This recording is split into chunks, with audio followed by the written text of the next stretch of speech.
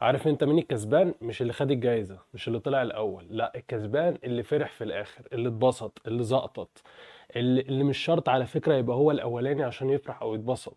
عادي خالص، ممكن تبقى مش طالع الاول بس انت فرحان ومبسوط، انت كده كسبت. انت كده بالنسبة لي انا شايفك انت نمبر وان، انت احسن واحد في الدنيا. ليه؟ لان ده فرحان. وقت ما عقلك فرح خلاص هرمونات السعادة والفخر والتفاؤل وكل حاجة تمام. للأسف أنا باشوف كده هموم على الناس الأيام دي.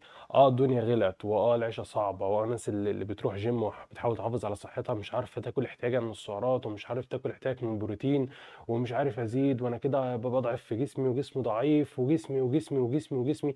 جسمك مش ضعيف على فكرة، مش عشان أنت مش بتأكله أو مش بتجيب له احتياجه، لا، جسمك ضعيف عشان أنت خليته ضعيف. حطيت في دماغك ان هو ضعيف عشان انا ما اكلتوش، ما بجيبلوش مصادر بروتين الكفايه ليه، فهو كده هيخس عضلات هيخسرها. يا عم والله ما هتخسر حاجة، يا عم والله روح اتمرن مش هتخسر حاجة صدقني. بالعلم مش هتخسر حاجة. ليه؟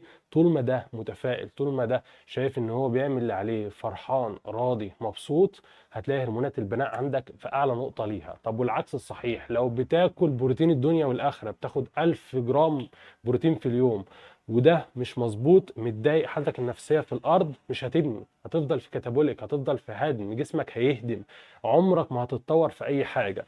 فاهدى كده وشيل التوتر وشيل القلق، وروح اتمرن وصلي على النبي.